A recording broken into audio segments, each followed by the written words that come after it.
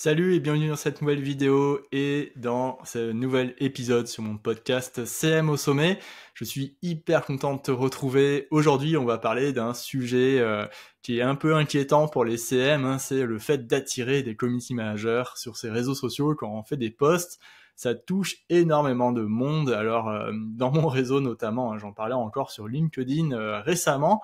Donc on va parler de tout ça juste après, mais juste avant, n'hésite pas à aller cliquer sur ma masterclass en 3 étapes pour devenir community manager et en vivre pleinement.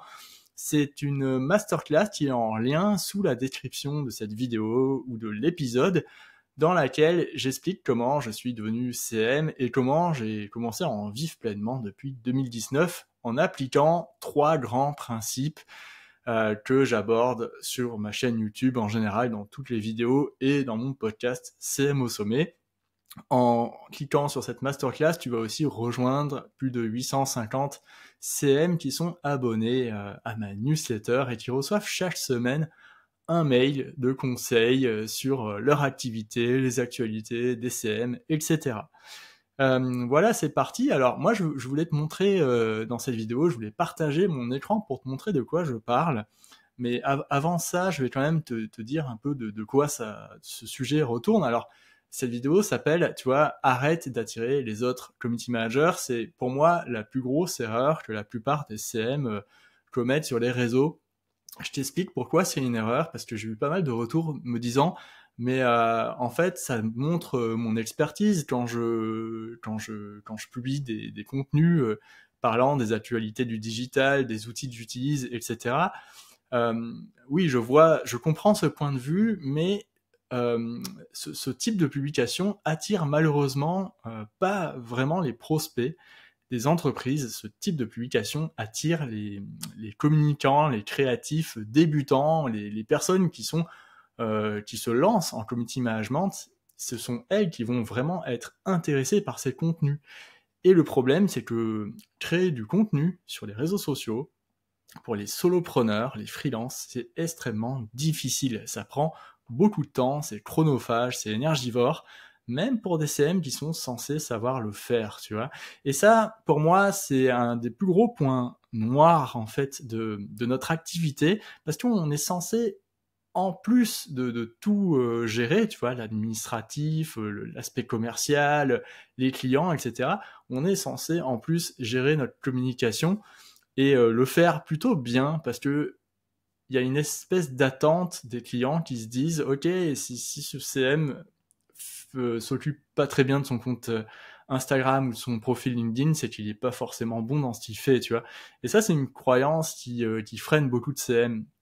À mon avis, personnellement, euh, parce que j'ai expérimenté, on n'a pas besoin d'avoir un profil LinkedIn à 8000 abonnés, on n'a pas besoin d'avoir un compte Instagram avec plus de 500 abonnés. Je connais énormément de CM dans mon entourage qui vivent très bien leur activité et qui n'ont pas beaucoup d'abonnés, tu vois, quelques centaines, pas plus. Et moi-même, quand j'ai commencé à vivre de mon activité, j'avais un profil LinkedIn avec 300 abonnés, mais c'est tout, tu vois. J'étais pas présent sur les autres réseaux sociaux et pourtant, la première année, j'ai effectué une année qui m'a permis de devenir libre.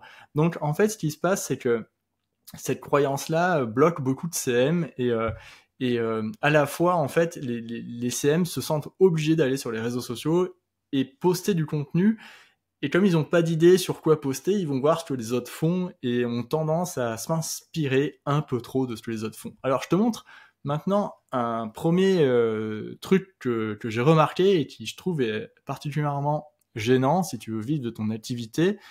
Il faut à tout prix que tu évites de faire ça. Tiens, je vais te montrer, voilà, LinkedIn. Donc ici, normalement, tu vois, voilà, ma fenêtre de partage. Donc je suis sur LinkedIn, tu vois, dans la barre de recherche, j'ai tapé Community Manager and Freelance pour avoir les profils de personnes qui sont Community Manager et Freelance. Tu vois, il y a environ 69 000 résultats, ce qui est assez énorme. Et sur les 69 000 résultats, voici ce que tu peux voir. Tu peux voir que la plupart des personnes de cette page ont tous le même titre, ou toutes le même titre, qui est de Community Manager Freelance, tu vois, mais pas plus, il n'y a pas vraiment plus de détails, tu vois. En page 2, ben, c'est pareil. Ces personnes, alors, s'appellent community manager, mais n'ont donnent pas plus d'informations, pas plus que ça, tu vois. En page 3, bah, c'est pareil. On a des indications, mais ça reste très généraliste, tu vois. Et là, on est en page 4, et je peux aller loin comme ça, parce qu'il y a 69 000 résultats, mais tu vois qu'il n'y a pas beaucoup de CM qui sortent du lot, là, sur LinkedIn, tu vois. Ça, c'est assez inquiétant, parce que si dans le titre, on prend pas de positionnement fort, comment un client qui va aller sur LinkedIn va trouver notre spécialisation, tu vois. Comment il va faire pour choisir un CM parmi tous ces profils. Et en fait, ça, c'est une discussion que j'ai eue avec un CEO de startup récemment qui m'a dit, moi, je cherche un CM, mais quand je cherche un CM, je vais pas sur LinkedIn, je vais pas sur Instagram, je vais pas sur Malte, parce que c'est trop compliqué. En fait, moi, je vais demander à mes collègues CEO de startup s'ils n'ont pas une recommandation pour mon activité d'un profil qu'ils connaissent et qui peuvent me recommander, tu vois. Et ce qui se passe, c'est que en fait, la plupart des CM, ils se tirent un peu une balle dans le pied en s'appelant tous community manager freelance, parce qu'en fait, ça fait qu'on est tous pareils, tu vois. Quand on va sur LinkedIn, sur TikTok, pardon, c'est le même problème, hein. La plupart des personnes s'appellent community manager, que ce soit en Espagne ou en France. Donc c'est très difficile de se distinguer, hein, parmi toutes ces personnes. Pareil sur Malte, on a un peu le même problème. Je te montre que la première page parce que je suis pas abonné à Malte et donc je peux que avoir accès à la première page. Mais ici, tu vois, plus de 300 freelance community managers sont disponibles. Ok, qu'est-ce qu'on voit? Community manager, community manager, community manager. On n'a pas plus d'informations, pas plus de différenciation en tout cas. Et ça, bah, pour se démarquer, tu vois, en sortir du lot, ben, c'est impossible en fait. Voilà, donc ça, c'est un peu le premier problème que j'ai remarqué. Sur Malte, la seule différenciation qu'il y a, c'est quoi? C'est les avis, le fait que ce soit des super malteurs et la photo, tu vois, c'est tout. Je trouve que les CEO n'ont pas beaucoup d'éléments pour avoir confiance, tu vois. Donc ça, c'est pas très très bon. Ensuite, il y a un autre problème qui est assez important, c'est que voilà, sur leur profil, ces personnes s'appellent community manager, donc ça se différencie pas trop. Mais deuxième problème qui est vraiment important pour moi aussi, c'est dans le contenu qu'elles créent, tu vois. Les community managers créent du contenu qui attire souvent les autres community managers. Ce type de contenu, c'est genre mon bilan de chiffre d'affaires mensuel, ça peut être comment créer 3 stories engageantes, comment générer de l'engagement, quels sont les outils que j'utilise, mon outil de programmation, c'est ça, c'est ça. Et ce type de publication, ça attire pas du tout les prospects, parce que les prospects, en fait, eux, ils s'en fichent un peu de tout ça, tu vois. Eux, ce qu'ils veulent savoir, c'est si une personne est capable d'apporter son expertise sur les enjeux de son secteur. Si une personne comprend bien les enjeux de son secteur, tu vois. Et ça, en fait, bah, il n'y a pas beaucoup de CEO qui peuvent vraiment voir ça, parce que pas beaucoup de CM le font actuellement sur les réseaux sociaux. Ce qu'on voit, c'est plutôt du contenu comme ça. Tiens, je te partage mon écran encore. Je te prends vraiment là l'exemple avec, par exemple, ce hashtag sur Instagram, tu vois, community manager freelance. Voilà ce qu'on a comme contenu, tu vois. Stop au format carré sur tes posts, la nouveauté Canva qui va te changer la vie, je te dis tout sur le nouvel algorithme Insta. Ici, on a des posts qui sont assez similaires, en plus graphiquement, et ce sont des personnes différentes, tu vois, qui les postent. Donc, au niveau de la démarcation, il y a pas grand-chose, tu vois, il y a pas trop d'originalité, tu vois. Donc, c'est un peu compliqué.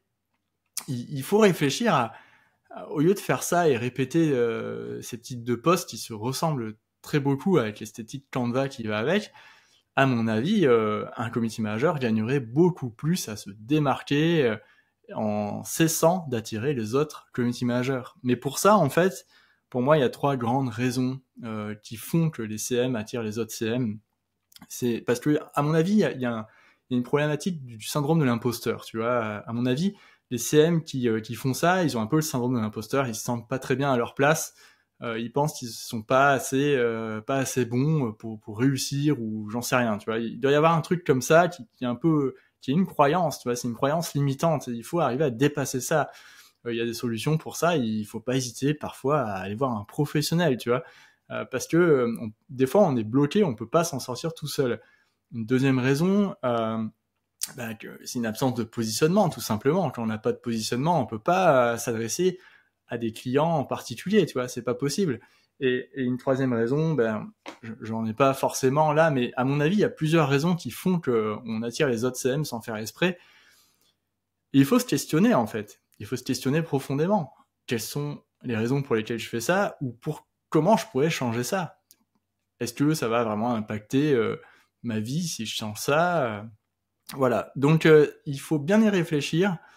Et il faut se poser la question, est-ce que ce post est susceptible d'intéresser mon client idéal, par exemple, avant de poster? Parce que, comme je t'ai dit juste avant, ça prend beaucoup d'énergie de le faire. Et au lieu de se lancer tête baissée et regarder ce que les autres font, etc., plutôt se questionner sur qu'est-ce qui pourrait être intéressant pour ma cible. Enfin voilà. Bah écoute, cette vidéo est terminée, j'espère qu'elle t'a plu.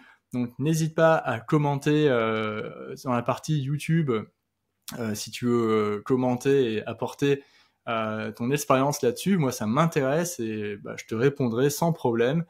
Et puis, je te souhaite une très bonne journée et à très vite pour un nouvel épisode ou une nouvelle vidéo sur ma chaîne YouTube.